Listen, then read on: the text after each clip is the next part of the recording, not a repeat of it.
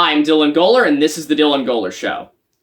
You know, I'm starting to hate Stranger Things.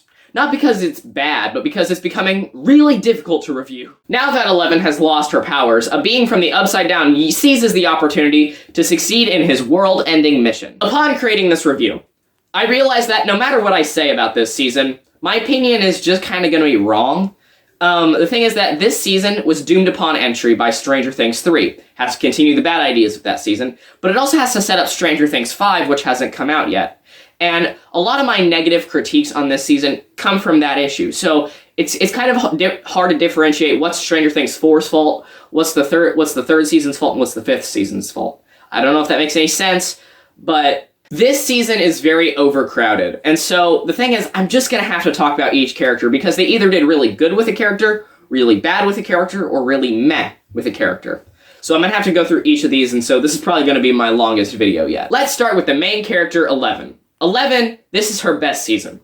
And the thing is, she goes on her own adventure, and it's actually cool. They actually did something cool with it, finally, unlike the number 8 plotline in season 2. The thing is, they answer questions about her that you were asking, and didn't waste time with filler that you don't care about, something that the Star Wars prequels failed to do. Eleven is given her own season here, and she's a lot more layered because of this season, and it's really interesting what they do with her. Millie Bobby Brown in this season gives a remarkable performance that will go down in history. Matthew Modine as Sam Brenner is just the same. He gives a remarkable performance that will go down in history, one of the best performances of the entire season and potentially on Netflix. You don't ever know if you can trust him, but you do want to trust him. And he adds himself to the top 5 Stranger Things characters in this season, and honestly, I wish we would have gotten more of him. Sadie Sink's Max in this season gets a lot of screen time. It dives into her psychology and gives her a new dimension. Following the death of Billy, it kind of goes into how she thinks, what kind of person she is, who she wants to be, who she loves, what's important to her. When I think of the Stranger Things 4, she's who I think of. She, for me, is the best character in this season. Max was given a lot to do, and Sadie Sink lived up to it. Lucas here is kind of tied to her, and he's just meh. He's not really all that good. He's not really all that interesting. He's just Max's boyfriend. Will and Jonathan Dyers in this season are just insufferable. Jonathan spends the entire season high smoking marijuana with his new friend Argyle. Argyle's a new character, and he is the all-time worst character in all of Stranger Things. Just trust me on this. I liked Jonathan before. I respected him. He wasn't like my favorite character, but I respected him enough. I liked him as a family man. I think he was a good boyfriend to Nancy. However, in this season, I want him to just die off. He sucks in this one. Same thing goes for Will. Will in Stranger Things season 1 and 2 was a really good character. He had a lot of dimensions to him. He went to the Upside Down. His actor Noah Schnapp gave great performances in both seasons. Here you can tell the writers have nothing to do with him. You can tell the writers are lazy because they make him gay and make him desire Mike in this season.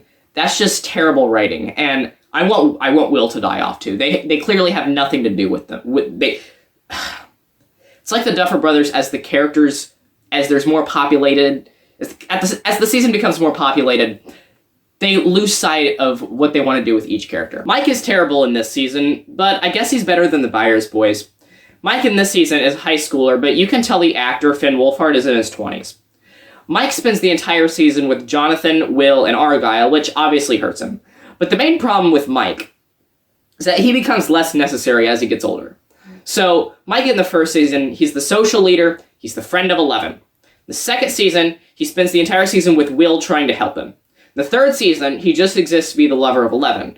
In the fourth season, they try to make him the heart of the team, but he really just goes, I love you, I miss Eleven, I love you. He's just so lame. It's honestly just quite lazy writing. Steve, Nancy, and Robin are the ones who actually get treated well this season. So the thing is, Nancy hasn't had a real friend since Barbara. She's had Steve and she's had Jonathan, who she ended up dating, and they've been in a love triangle or whatever. But the thing is, Robin and Nancy was a friendship I didn't know I needed. But so you know how like you all feel with Steve and Dustin? That's how I feel with Nancy and Robin. It's honestly so much fun, and when they do the whole Silence of the Lambs shtick, it's awesome. Like, that's just probably the high point of the show for me, was Nancy and Robin together. There's other favorite scenes, and we'll probably get into those, but that's one of my favorite things. Also, Steve and Nancy, I'm not one for love triangles or shipping characters. However, I do want to see Steve and Nancy get together. I think that would just be quite good, given that Jonathan is a high loser in California. Steve is a character who's been really, really well fleshed out throughout the seasons. He's probably the one who's been the most consistent and high quality. So yeah, I like that. So yes, they're the three who get treated the best by this season, besides Max and 11. Now I'll get into the favorite, the one who you're all waiting for me to talk about, Eddie Munson, played by Joseph Quinn. Now I'll put it to you like this. I don't like Eddie as much as you might. For me, it depends on the scene he's in. My favorite scene with him is in episode 8, where he play fights with Dustin. It makes me tear up, makes me smile. However, there are scenes where I just wish he was dead, or I wish he didn't exist. Now, he exists, and he got the respect from the audience that he deserves. He got the respect from me that he deserved. And it's quite obvious he's coming back in season 5. We all know that. But the thing about Eddie is the reason why we like him so much is really just because of the character interactions he has with the characters. He's someone who his boisterous personality really comes out when you watch him. And the way he interacts with characters is truly good writing, in my opinion. And so, yeah, I see why you all love Eddie so much. He's kind of hit or miss for me. If we're talking about characters who got screwed over by season 3 and got the short end of the stick in this season because of it, Hopper is the perfect example. He's stuck in Russia for this season, and there are times where you think he's going to get out, but then he just gets back into the Russian boot camp and gets beat again. And it's rather such lazy writing, but it's not the fault of season 4, it's the fault of season 3. Joyce here is just meh. She just goes to save Hopper. It's pretty lame, in my opinion. There are good scenes that come from it. There are good scenes that develop Hopper as a character. You know, there's a character who Hopper spends most of the season with, and he's what I call a truth serum character. A truth serum character is a term I invented for characters who really only exist to get the actual important characters talking about their thoughts or their secrets. Such is the case in this season. There's a Russian man who's basically just a truth serum character for Hopper. And I guess technically he ended up somewhere and he might come back in season 5. I really don't care about him. But Hopper, he gets fleshed out a lot more in this season. So for how much he screwed over from season 3, he got some good came out of it in this season. Now for the new antagonist, Jamie Campbell Bower's Vecna. Vecna has immortalized himself as one of the greatest villains of all time. He's creepy, he's frightening, and he has an interesting backstory, and you fear him. He's the legitimate threat. The thing is, I'm really looking forward in season 5 to seeing the final fight between the Hawkins team and Vecna. It's going to be remarkable. But the cool thing about Vecna is that they never go too far to humanize him, but they never try and make him this deep, ominous, mysterious villain.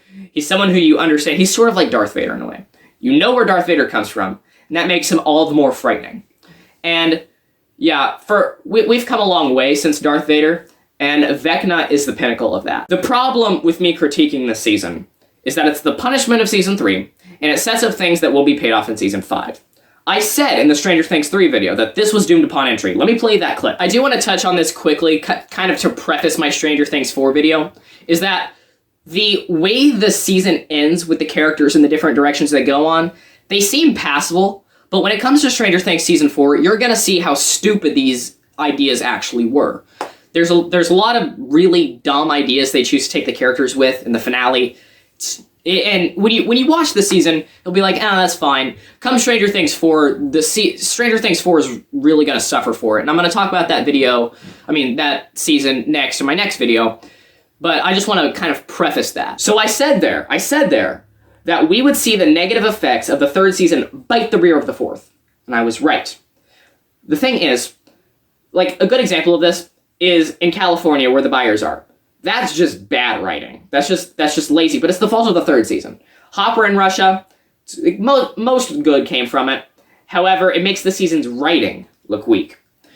And there's all sorts of this. However, the stuff that this season sets up gets to bite the rear of the fifth. Like, a good example of this is in the finale. Will, because they have nothing to do with him, of course, he does the whole, I feel him shtick. It's dumb. We all know this. We all know it's stupid, and it's lazy writing, and it's just a cheap attempt to make Will relevant again. It's not going to work.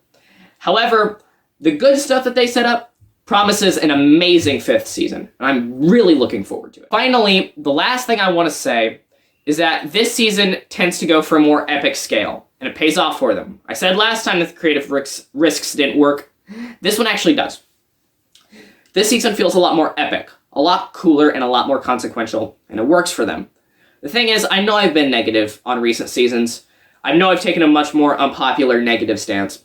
But I do want to say that I have enough faith in the Duffer brothers that they will deliver a compelling finale. So that's me saying, Halloween ends with this video. Hint, you're funny. No, Halloween's actually over, at least for the year. So it's been a great season, guys. Thank you for watching. I'm Dylan Goller. Keep on geeking on.